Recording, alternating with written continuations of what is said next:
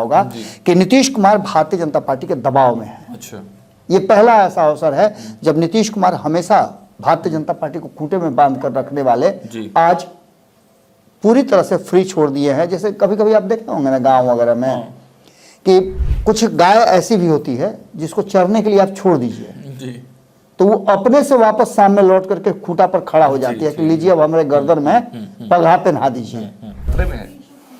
देखिए कभी कभी होता क्या है ना कि आपके बस में बहुत कुछ होता नहीं है। जी। अब जैसे आप प्लेन पे चढ़ गए तो फिर आपके बस में नहीं होता, पायलट के बस में होता है कि 2022 तक थे ही, 2022 से 2024 तक 17 महीना नहीं रहे, फिर उसके बाद है। लेकिन किसी भी भारतीय जनता पार्टी के किसी भी एजेंडे पर वो विरोध में रहा। नोरमा ग्रुप, जो सोचता है वो करता है, आपके अपने सपनों का आशियाना। नमस्कार, मैं हूं सागर कुमार, भारत लाइव देख रहे हैं आप और ये चर्चा गर्म है।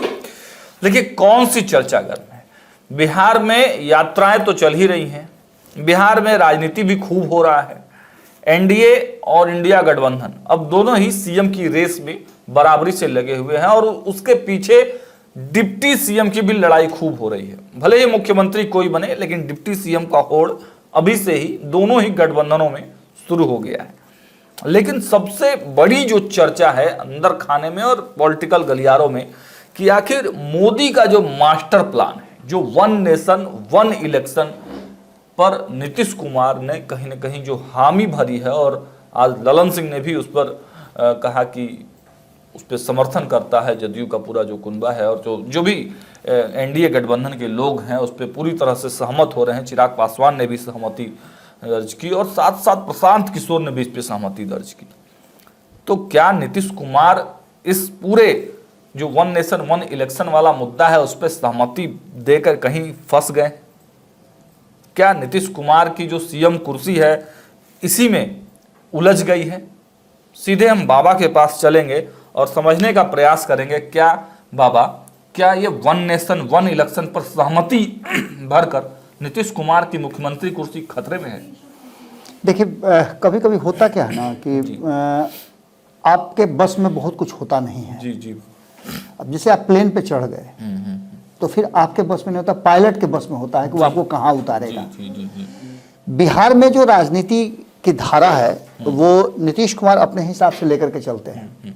लेकिन पिछले कुछ वर्षों से नीतीश कुमार ने जिस तरह से एक्ट किया है, नीतीश कुमार अविश्वसनीय होते चले गए हैं और जैसे ही अविश्वसनीय होने लगे हैं वैसे वैसे ये पूरा की पूरा कहानी किसी अलग दिशा में शिफ्ट करता हुआ नजर आ रहा है।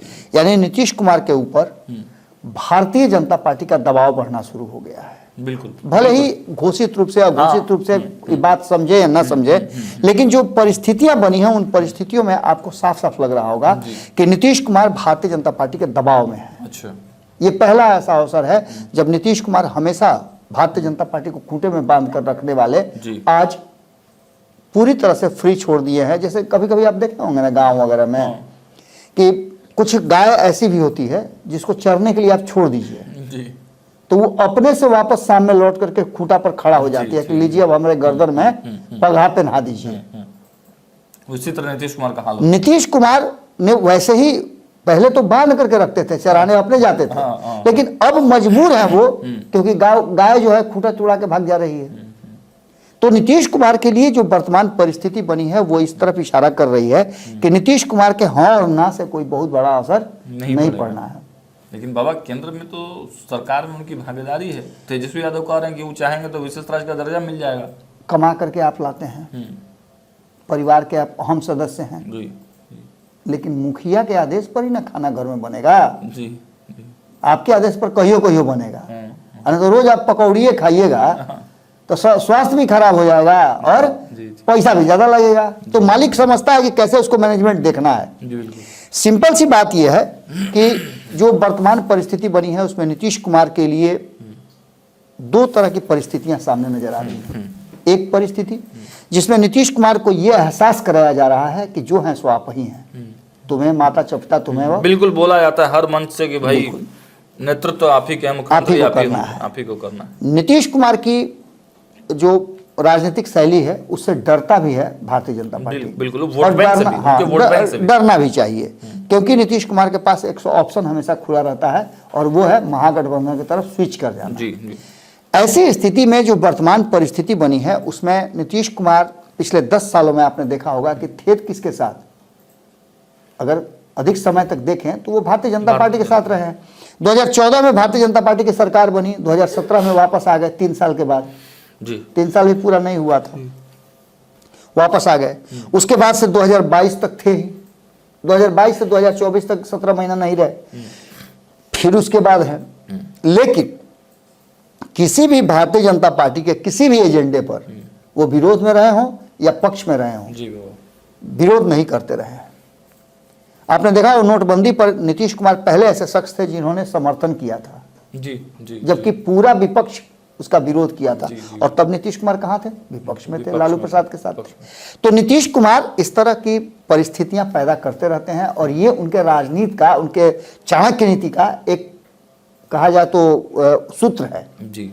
उसी सूत्र के तहत मोदी के मास्टर प्लान पर नीतीश कुमार ने सबसे पहले हाथ उठा के कहा, क्लास का सबसे जो बदमाश लड़का होता है ना, उसको देखिएगा कि जब मास्टर साहब उसको सवाल आवे चाहे नहीं आवे, जैसे मास्टर साहब कहेंगे कौन कौन याद करके आया तो सबसे पहले वो हाथ उठाता है। हमें याद किए, इसलिए कि मास्टर साहब को कॉन्फिडेंस रहे कि हाँ पूरा एकदम मैंने फुल कॉन्फिडेंस रहता है, आगे चाहे नहीं आवे फुल कॉन्फिडेंस। नीतीश कुमार ने वैसे ही पहले अपनी स्वामी भक्ति दिखाई कि हम आपके साथ हैं। जब जब आप देखिएगा कि नरेंद्र मोदी आ रहे हैं तो मंच पे जाते हैं तो कहते हैं कि इन्हें उन्हें थोड़े चले गए थे ना, गलती हो गया, अब इन्होंने नहीं जाएंगे, 2 बार इन्होंने किए हैं, वो सब कुछ करता उड़ता है, कुछ नहीं करता है, अब आप ही के साथ रहेंगे, पैर भी छू देते हैं, बहुत कुछ कर देते हैं। वो सब भाव भंगिमा तो आप समझ ही रहे हैं। ये भी नीतीश कुमार की चाणक्य नीति का एक कला है। अच्छा, साम दाम दंड भेद नीति मैत्री ये सारा चीज लागू होता है और नीतीश कुमार को कुर्सी पर बने रहना। नीतीश कुमार को लेकर के एक मैं सुन रहा था कहीं, संजय झा ने बहुत अच्छा अपने लोगों को, अपने कार्यकर्ताओं को एक बात कही है, मैं कल इस पर चर्चा भी कर रहा था कि संजय झा ने कहा है कि देखिए भाई, नीतीश कुमार जी 2005 के बाद आए हैं बिहार में और 2005 के बाद यदि नीतीश कुमार जी ने आपके जीवन में कोई भी बदलाव थोड़ा बहुत भी किया हो, आपको जंगल राज से आजादी दिलाई हो, आपको रात में चलने का अधिकार दिया हो, बहु बेटियों को आप कहीं भी छोड़ सकते हैं बिना किसी टेंशन के, आपके बच्चे स्कूल में सुरक्षित हैं, अगर ये सब बात आपको लगता है कि 2005 के बाद बदला है तो एक बार नीतीश जी को और ये अंतिम समय उनका है। पिछली बार नीतीश जी ने कहा था अंतिम चुनाव प्रचार के दिन कि ये मेरा अंतिम चुनाव प्रचार है। जी। इस बार संजय झा ये कह रहे हैं कि उनका अंतिम है, बस एक बार आप उनको वोट दे दीजिए। मतलब एकदम, यानी कि कहीं ना कहीं ये तब तक चलता रहेगा जब तक कि नीतीश कुमार को एहसास कराया जाएगा कि नीतीश कुमार मुख्यमंत्री के प्रबल दावेदार में से एक है और एनडीए गठबंधन उन्हीं के तहत चल रहा है, या ये तब तक चलता रहेगा जब तक भारतीय जनता पार्टी अपना मुख्यमंत्री का चेहरा नहीं चुन लेती है या फिर खेल नहीं कर लेते हैं। चुनाव के बाद भारतीय जनता पार्टी को इतने अंक नहीं आ जाते हैं जिससे कि वो नीतीश के बिना सरकार बना ले। ये सभी परिस्थितियां कहीं ना कहीं नीतीश कुमार को पता है। नीतीश कुमार ने 2020 में जो बड़ा गेम किया था उस गेम के पीछे भी यही कारण था। अच्छा। उन्होंने 2020 में ये समझ लिया था कि अगर चिराग पासवान को उनके मन मुताबिक सीटें मिल गई तो मेरा ग्राफ तो गिर रहा है 10 साल के बाद, 15 साल के बाद, 10 साल के बाद बदलता है, हमारा तो 15 साल हो गया, तो ऐसा ना हो कि एंटी इनकम्बेंसी लागू हो जाए और मैं हाशिए पर फेंका जाऊं और चिराग और भाजपा मिल करके सरकार बना ले। इसीलिए चिराग पासवान को ही बाहर कर दिया और उसका फायदा भी उनको मिला। एक तरफ ये भी कहने का उनको मौका मिला कि आपके कारण या आपके द्वारा किए गए साजिश के कारण मेरे सीट जो है 43 आए, एक अपराध बोध आपको कराया गया कि आपके कारण ऐसा हुआ। उसी पाप को आज तक चिराग पासवान बिल्कुल, और उसी अपराध बोध को लेकर के भारतीय जनता पार्टी को हमेशा पैर के नीचे दबा करके रखे और मुख्यमंत्री की कुर्सी भी उन्होंने ले ली। कई लोगों से मेरी बात हुई, जदयू के कई नेताओं से मेरी बात होती है तो वो यही कहते हैं कि ये तो स्वाभाविक प्रक्रिया है और हम बड़े भाई हैं तो मुख्यमंत्री तो हम ही बनेंगे। ये तब हुआ था जब नीतीश कुमार केंद्र में थे, केंद्र की राजनीति में उनकी अच्छी पकड़ थी, उसके बावजूद उन्हें बिहार भेजा गया था। अटल बिहारी वाजपेयी ने उन्हें बिहार भेजने के लिए और आडवाणी ने प्रयास करके और उनको मुख्यमंत्री बनाने के लिए बिहार का तैयारी की थी और बिना किसी सोच समझ के सीधे तौर पे इनको मौका दिया था। ऐसा ही मौका लग रहा है कि आने वाले 2025 के चुनाव में या फिर 30 के चुनाव में किसी और को दिल्ली से पटना भेजा जाए। हाँ बिल्कुल बिल्कुल बाबा, मैं आपका इशारा समझ रहा हूँ। अब चिराग पासवान की तरफ इशारा कर रहे हैं। आप परिस्थितियों को देखिएगा तो बिल्कुल उसी तरह की परिस्थितियां बन रही हैं और उस तरह की बनती हुई परिस्थिति में बिहार को अगर बदलना है, आपने देखा होगा कि इस जनवरी में जो 2024 के नीतीश कुमार आए भारतीय जनता पार्टी के साथ, उसके बाद से नीतीश कुमार ने केंद्रीय नीतियों को, केंद्रीय योजनाओं को बिहार में लागू होने दिया। इससे पहले नीतीश कुमार पर यह आरोप लगते थे कि वो केंद्रीय योजनाएं और नरेंद्र मोदी की जितनी भी महती योजनाएं हैं उन योजनाओं को लागू कराने में आनाकानी करते हैं, हिचकते हैं, क्योंकि उनका इससे पहले भी वो बोल रहे थे, जनवरी से पहले वो बोल रहे थे कि अरे आप लोग तो वो लोग को दिखाते हैं ना, हम लोग को भी कभी कभी दिखाया कीजिए, हम लोग भी अच्छा काम कर रहे हैं। इसके लिए पहरा है ना। हाँ, इसके लिए वो 7 टीम बना करके और लोगों को ये कहलवा रहे हैं कि देखिए हमने क्या क्या किया। वास्तव में नीतीश कुमार ने बहुत अच्छे अच्छे काम भी किए, इसमें कोई दो राय नहीं है। अब जो वर्तमान परिस्थिति बनी है उसमें 1 नेशन 1 इलेक्शन की तरफ हम स्विच करते हैं। ये सब बातें वो थी जिसमें फंस करके नीतीश कुमार को ये मानना पड़ा कि 1 नेशन 1 इलेक्शन जो है, या नीतीश कुमार कभी भी कोई नया अगर सोच आता है सामने, आगे बढ़ करके उसको समर्थन देते हैं। जी जी, पक्ष में रहे या विपक्ष में रहे, उससे कोई मतलब नहीं। आपने देखा होगा कि एनडीए में रह करके उन्होंने विपक्ष के दलों के साथ मिल करके और बिहार सहित देश भर में जातीय गणना कराने की बात की। तो ये सारी चीजें नीतीश कुमार करते रहे, जो नीतीश को लगता है कि इस फैसले से ये स्टैंड ये सही है, बेहतर है, तो उसको सपोर्ट करते हैं। अब जो वर्तमान परिस्थिति बनी है उसमें 2 धाराएं पैदा हो रही हैं। पहला, मैं बार बार कह रहा हूं और मैं बिहार की जनता के साथ साथ राजनीतिक दलों को भी अवेयर करना चाहता हूं कि नीतीश कुमार अपने साथ साथ राष्ट्रीय जनता दल को भी जीवित रखेंगे। जी बिल्कुल बिल्कुल। अगर नहीं रखते हैं, इनमें से दोनों में से कोई भी समाप्त होता है तो ऑटोमेटिक दूसरा समाप्त हो जाएगा। अगर सिक्के का एक पहलू जो है वो घिस जाएगा, उसमें अगर चलने लायक कोई अवयव नहीं रह जाए तो दूसरा कितना भी साफ सुथरा हो, कोई काम का नहीं, किसी काम का नहीं है, वो अनचलुआ हो जाता है। वही स्थिति ये दोनों के साथ है कि सिक्के के 2 पहलू हैं। बिहार में यदि नीतीश कुमार को या लालू प्रसाद को राजनीतिक रूप से बने रहना है तो उसके लिए दोनों का होना जरूरी है। दोनों एक दूसरे के बिना नहीं रह सकते हैं। इसके साथ साथ नीतीश कुमार की मुख्यमंत्री की कुर्सी नीतीश कुमार ने 2022 में और 2015 में 2 बार ये वादा किया कि तेजस्वी यादव को वो मुख्यमंत्री बना करके केंद्र की राजनीति में जाएंगे। 2015 में भी यही हुआ था। लालू प्रसाद ने जब साथ आए थे तो लालू प्रसाद ने बिना शर्त उनको 2013 में समर्थन किया था। जी जी। 2015 में जब देख लिया इन लोगों ने कि 2014 के चुनाव में इन लोगों की भद पिट गई तो साथ आए और साथ आकर के इन लोगों ने चुनाव लड़ा। अच्छे परिणाम भी आए, लगभग 160 से ज्यादा सीटें लेकर के आए और ऐसी स्थिति में इन्होंने सरकार बनाया। उस सरकार बनाने के साथ साथ इन लोगों के बीच में जो संविदा हुई थी वो ये कि तेजस्वी यादव और लालू परिवार जो है सत्ता संभालेगा और नीतीश कुमार बिहार की सत्ता को छोड़ करके हस्तांतरित करके दिल्ली की राजनीति में जाएंगे और प्रधानमंत्री बनेंगे 2019 के चुनाव में। लेकिन ये बीच में ही मामला टाँटा फिक्स हो गया। नीतीश कुमार को लगा कि यहाँ रह करके उनकी उपेक्षा हो रही है और वो 2M दर्जे के बड़े भाई की जगह पर छोटे भाई हो गए। लालू प्रसाद के रहते बड़े भाई आप बन नहीं सकते हैं। सीटें भी उनकी ज्यादा थी आपसे 10, लगभग 9-10 सीटें आप ज्यादा थी। और दूसरे खेमे में आने के बाद नीतीश कुमार स्वतः बड़े भाई हो जाते थे क्योंकि उधर 53-54 सीट मात्र थी भारतीय जनता पार्टी की और भारतीय जनता पार्टी पर एक एहसान भी लादना था कि भैया हम आपको सत्ता में ले आए। तो नीतीश कुमार ने यह फैसला लिया और यही कारण है कि आने वाले 2025 का विधानसभा चुनाव होना है, उसके लिए भी कहीं ना कहीं नीतीश कुमार ने अपनी बिसात बिछा दी है। नीतीश कुमार को जैसे ये पता चल जाएगा, जो सर्वे रिपोर्ट उनके पास आ रहे हैं या 7 टीमें जो उनकी घूम रही हैं, वो जैसे ही सर्वे रिपोर्ट, हालांकि सुनने में आ रहा है कि बहुत ज़्यादा उत्साहवर्धक नहीं है ये सात टीम का जो जी। कार्यक्रम है और जिस तरह का चल रहा है वो बहुत ज्यादा उत्साहवर्धक नहीं है। उससे ज्यादा तो आईपी गुप्ता के जी, यहाँ भीड़ जुट रहा है। जी। और आज ही कार्यक्रम था उनका, लाखों लाखों की भीड़ वहाँ। जी बिल्कुल बिल्कुल बिल्कुल। कल के कार्यक्रम में तो संपादक जी भी हमारे मौजूद थे। जी जी। हमने तस्वीरों में देखा है, बहुत सारी चीजें देखने को मिली।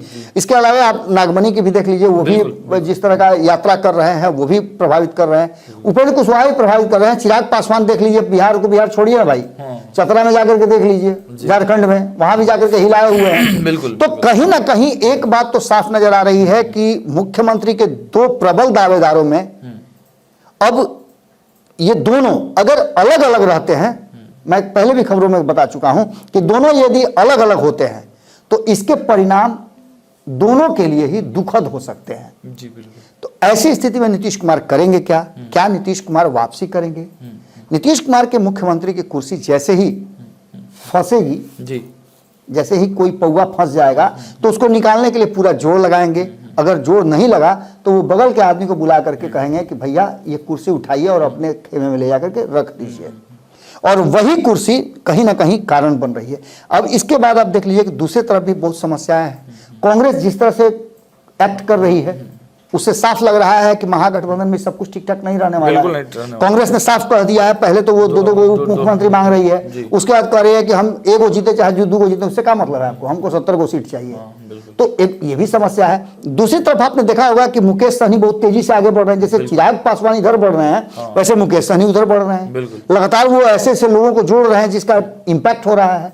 हाल फिलहाल में हमने देखा कि संजीव मिश्रा को उन्होंने ज्वाइन कराया और मिथिलांचल के क्षेत्र में जिस तरह से इम्पैक्ट उनका हो रहा है वो साफ साफ बता रहा है कि सहनी, मल्ला और मिश्रा मिलकर के एक नया नेक्सस पैदा कर रहे हैं। जी। मैंने देखा कि छातापुर से लेकर के सुपौल, सुपौल से लेकर पूर्णिया, पूर्णिया से लेकर के मधुबनी, ये सभी क्षेत्र कहीं ना कहीं संजीव मिश्रा के जाने पहचाने क्षेत्र हैं और उधर के लोग उनको बहुत ज्यादा प्यार भी करते हैं। तो ऐसी स्थिति में एक बात ये हो गई। दूसरी बात कि वन नेशन वन इलेक्शन पर हम आते हैं। वन नेशन वन इलेक्शन को लेकर के जहां नीतीश कुमार समर्थन कर रहे हैं वहीं पूरा का पूरा विपक्ष इसका जम करके विरोध कर रहा है। एक कि संघीय ढांचे को असर पड़ेगा, दूसरा कि इसमें नियम है कि यदि बीच में सरकारें गिर जाती हैं, किसी कारणवश गिरती हो, तो 5 साल के कार्यकाल में जितना कार्यकाल पूरा हो चुका होगा और जितना बचा हुआ होगा उतना ही के लिए चुनाव होगा, न कि 5 साल के लिए होगा। अभी क्या होता है कि सरकार अगर गिर गई आज तो आज से 5 साल तक के लिए कार्यकाल के चुना जाता है। तो एक ये है। दूसरा, ये संभव नहीं है। विपक्ष का कहना है कि 140 करोड़ की आबादी हमारी है और ये संभव ही नहीं है कि हम वन नेशन वन इलेक्शन कराएं। हम छोटे देश थोड़े हैं। जिन लोगों से ये अडॉप्ट किया गया है वो छोटे छोटे देश है। जी। बिहार इतना बड़ा वो कहते हैं कि पहले भी तो वन नेशन वन इलेक्शन था लेकिन कहाँ चल पाया। बिल्कुल। तो ये सभी चीजें घुमा फिरा करके कहीं ना कहीं आकर के इस बात की तरफ इशारा करती है कि नीतीश कुमार ने जैसे वन नेशन वन इलेक्शन का समर्थन किया, आगे चल करके जिस तरह से उन्होंने किया था नोटबंदी का समर्थन, जिसका आज भी दंश झेलते हैं, वो सीएए का उन्होंने समर्थन किया था, उसके चलते आपको पता है कि प्रशांत किशोर उनसे भड़क करके भाग गए थे। उसके बाद वक्फ बिल पर उनके पार्टी के भीतर ही बवाल मचा हुआ है। तो ये सारी परिस्थितियां इस बात की तरफ इशारा कर रही हैं कि नीतीश कुमार कहीं ना कहीं नरेंद्र मोदी के उस जो दायरा था, चक्रव्यूह था, उस चक्रव्यूह में, उस प्लानिंग में पूरी तरह से हामी भर करके फंस गए हैं। और ऐसी स्थिति में अगर सरवाइव करना चाहते हैं, बने रहना चाहते हैं, तो उनकी सीएम कुर्सी भी स्टेक पर रहेगी। क्योंकि भारतीय जनता पार्टी ने एक बार फिर से हाथ में कमान दे दिया है बिहार का अमित शाह को। बिल्कुल। और अमित शाह आप जानते ही हैं कि क्या करेंगे। जी बिल्कुल बाबा, महाराष्ट्र वाला फॉर्मूला लागू करना चाहते हैं। महाराष्ट्र वाले खेल की चर्चा तो खूब चल रही थी, हमने भी खबरें दिखाई, बाबा ने भी दिखाया, और किस प्रकार बिहार की राजनीति को इंटरप्ट कर रहे हैं अमित शाह। आपने देखा कि एनडीए की बैठक में दिल्ली में जब तमाम नेता पहुंचे हुए तो अमित शाह खुद वहां पर लीडिंग भूमिका में और इंस्ट्रक्शन दे रहे थे नेताओं को कि कैसे एनडीए को एकजुट करके रखना है, कैसे क्या कुछ करना है। तो बता दिया है बाबा ने कि चर्चा गर्म किस बात को लेकर है और मोदी के कौन से ऐसे प्लान से मुख्यमंत्री नीतीश कुमार की कुर्सी फिर से खतरे में पड़ गई है। लगातार हम अपडेट देते रहते हैं आपको खबरों में। देखते रहिए भारत लाइव। बहुत बहुत धन्यवाद। पनोरमा ग्रुप, जो सोचता है वो करता है। अगर ये वीडियो पसंद आई और वह बिहार के राजनीति और बिहारियत से सरोकार रखेनी तो सब्सक्राइब बटन दबा के चैनल के सब्सक्राइब कर ली। ओजे एगो घंटी बा, ओकरा बटन दबा देला से कुल सटीक और मारक खबर रुआ मुफ्त में मिल जाई। अगर रउआ पत्रकारिता के हमनी के नया प्रयोग में सहयोग कर चाहतानी तो ज्वाइन बटन दबा दी। पेटीएम नंबर नोट कर ली 9386816700। धन्यवाद।